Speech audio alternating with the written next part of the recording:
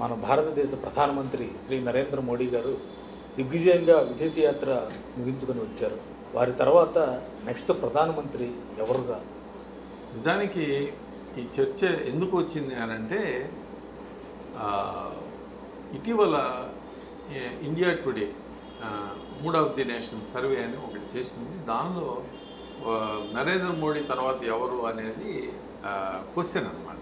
ఎవరైతే బాగుంటుంది అని. ఎందుకనంటే ఆయన వయసు 73 సంవత్సరాలు, అంటే ఇంకొక 2 సంవత్సరాలు అయితే 75 అవుతుంది. ఆఫ్ ది రికార్డ్ ఏంటంటే ఏ కారణంతో మురళీ మనోహర్ జోషి గారిని, మరి మాజీ డిప్యూటీ ప్రైమ్ మినిస్టర్గా చేసిన లాల్ కృష్ణ అద్వానీ గారిని, ఇప్పుడు ఆర్ఎస్ఎస్ ఒక డైరెక్షన్ తోటి వాళ్ళని రాజకీయాలకి దూరంగా ఏ పదవి లేకుండా రాజకీయాల్లో నుంచి రిటైర్ అయ్యేటట్టు చేశారు. సేమ్ కేసు వెంకయ్య నాయుడు గారు. ఇలా రాజకీయాల్లో ఏంటంటే భాజపా ఒక పెట్టుకుంది మైలు 75 సంవత్సరాల తర్వాత వాళ్ళకి రాజకీయ విరామం ఇవ్వాలి గౌరవప్రదం అని చెప్పి వాళ్ళు పెట్టుకున్నారు.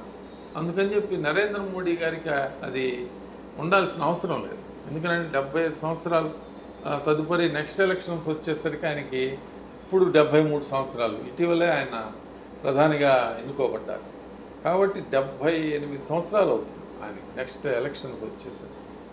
అయితే అప్పుడు భాజపా ఒక కొత్త ప్రధాని అభ్యర్థిని రంగంలోకి తీసుకునే అవకాశం ఉంది. అది ఎవరు అనేది ఇండియా టుడే అని 2 రకాల అవకాశాలు ఉన్నాయి.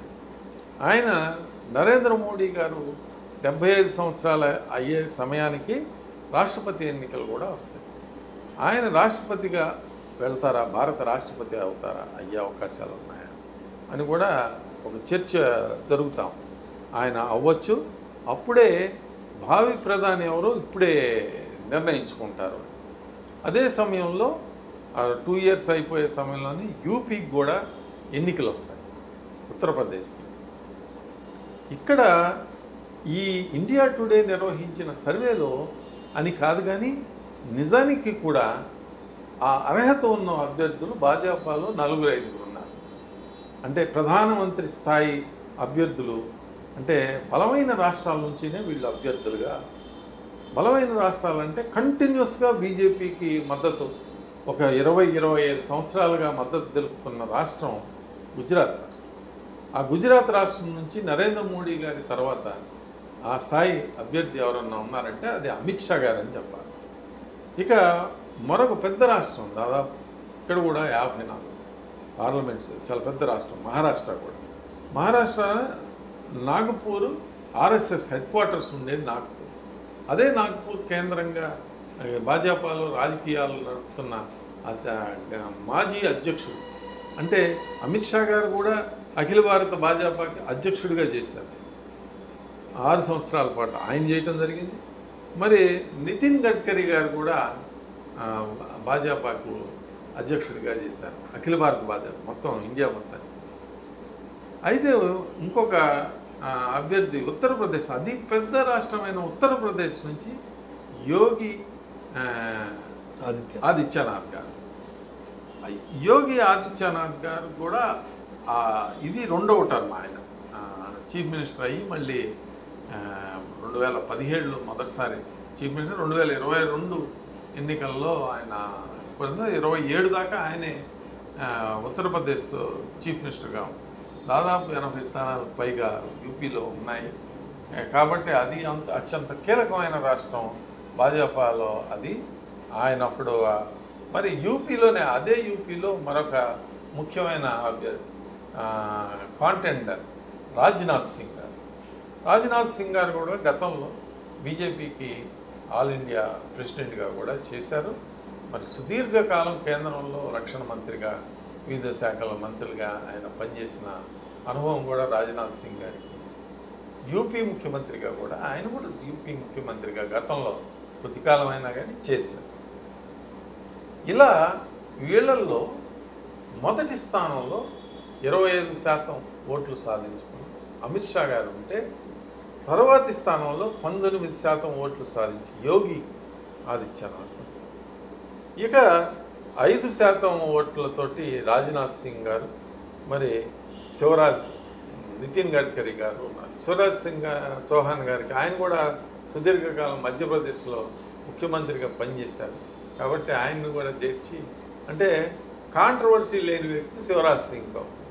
అంటే భారతదేశ ప్రధానికి కావాల్సిన ఉన్నాయని, ఇప్పుడు కౌన్సిల్ సీట్లు ఉన్నాయనుకోండి, కౌన్సిల్ సీట్లో first preference vote, second preference vote అని ఉంటాయి.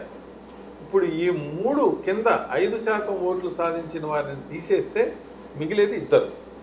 ఈ ఓట్లను వాళ్ళకి గనక బదలాయిస్తే నిజమైన అభ్యర్థి ఎవరు అనేది తెలుస్తుంది.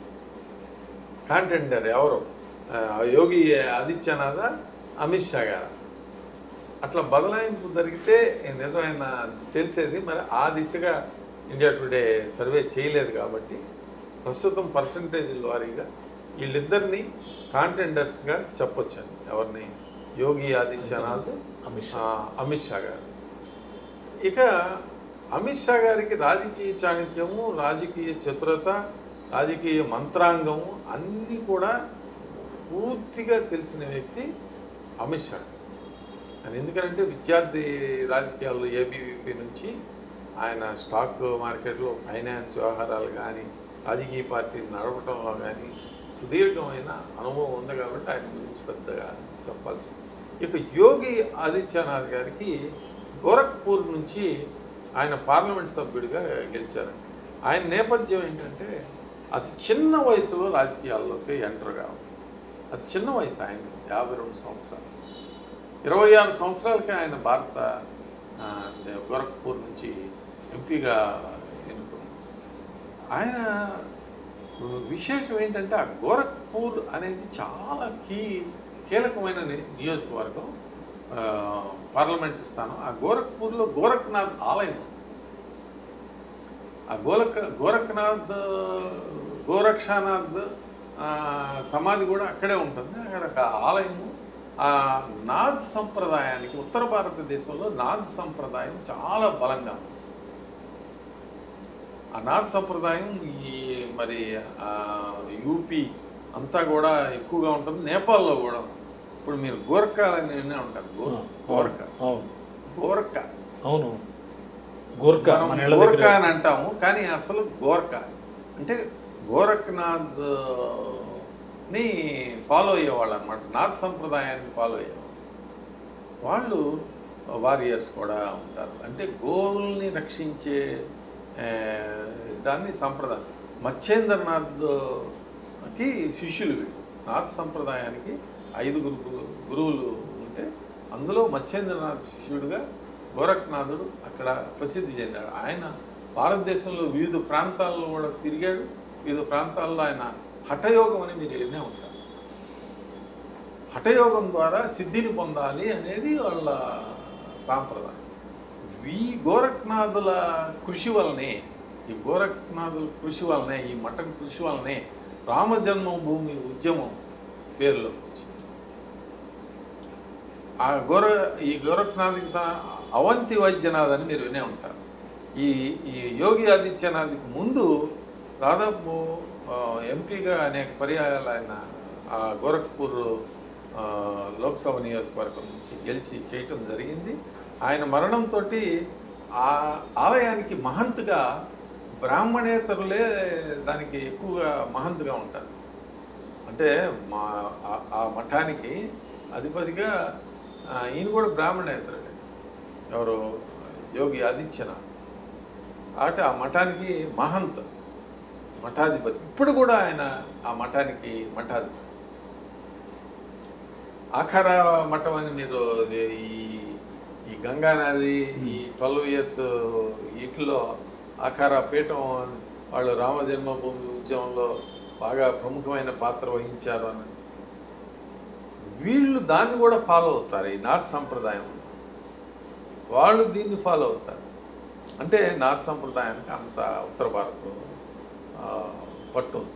కాబట్టి యోగి ఆదిత్యనాథ్ గారికి కూడా రాబోయే రోజుల్లో భారతదేశ ప్రధాని కావటానికి కాగలిగిన అర్హతలు అన్నీ ఉన్నాయి అనడంలో ఎలాంటి సందేహం కూడా లేదు.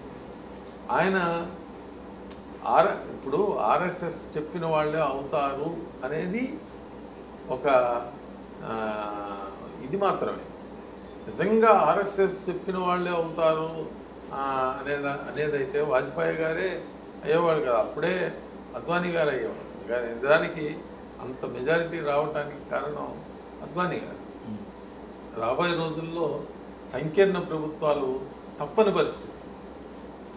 కాబట్టి మరి యోగి ఆదిత్యనాథ్ గారు కూడా మరి రాబోయే రోజుల్లో భారతదేశానికి ప్రధానమంత్రి మోడీ గారి తదుపరి అయ్యే అవకాశాలు కనిపిస్తా ఉన్నాయి.